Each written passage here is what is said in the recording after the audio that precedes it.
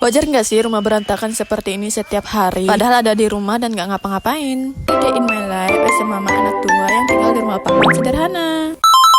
Bun, kalau di rumah kalian ada anak-anak, nggak apa-apa banget rumah itu berantakan setiap hari. Artinya Bun, kita membiarkan anak-anak tuh ceria di dalam rumah tanpa harus khawatir ngeberantakin barang, takut dimarahin. Aku sendiri adalah tipe ibu yang suka ngebiarin anak-anak tuh main di rumah. Walaupun seperti itu Bun, aku tetap mengawasi anak-anakku untuk main, karena takut dia mainkan barang-barang yang benar-benar sensitif kayak seperti piring kaca atau gelas kaca gitu. Kalau misalnya yang masih plastik-plastikan, nggak apa-apa banget kalau mereka ngececernya. Contohnya seperti rak piring aku, jujur aja rak piring aku itu nggak pernah beres, nggak pernah berapi, dan nggak pernah bagus-bagusnya. Makanya setiap kali aku nyuci piring aku biarkan aja kayak gitu, karena memang rak piring aku menjadi sasaran anak-anakku itu main. Selain rak piring, atas meja ini juga sering dibikin anak-anakku untuk tempat bermain mereka. Dulu aku sering banget ngerasa stres kalau lihat rumah berantakan Bun, bawaannya pengen semuanya langsung rapi, bersih, sempurna gitu. Tapi makin kesini aku sadar jadi ibu rumah tangga itu nggak gampang, karena kerjaannya nggak pernah benar-benar selesai ya kan, selalu ada gitu. Baru diberesin nanti diberantakin lagi, baru dipel udah ada jejak kaki lagi, baru duduk sebentar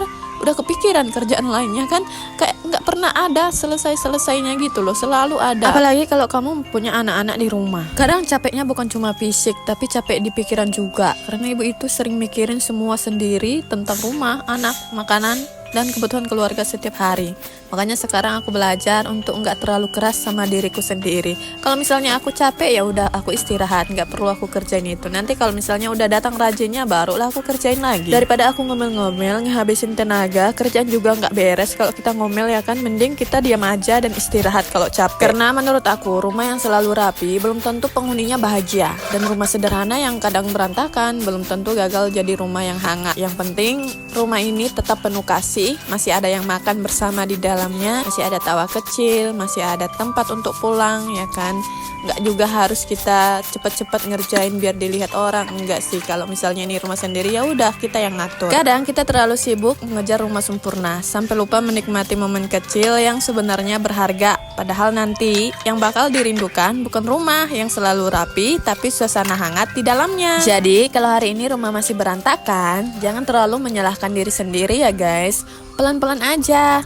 Karena jadi ibu itu bukan soal harus sempurna setiap hari, tapi soal tetap berusaha walaupun lelah. Jangan mikirin kata-kata orang lain, nanti kalian pusing sendiri dan stres sendiri. Mending kita anggap aja omongan-omongan orang yang tidak bermanfaat itu sebagai angin yang lewat saja. Lebih baik pikirin diri sendiri supaya keluarga kita juga bisa kita urus dengan baik kalau hati kita tenang. Oh ya Bun, di tengah-tengah aku beberes tadi, ternyata suamiku tuh bilang, "Ma, ada ular." Lihatlah ularnya sebesar ini guys.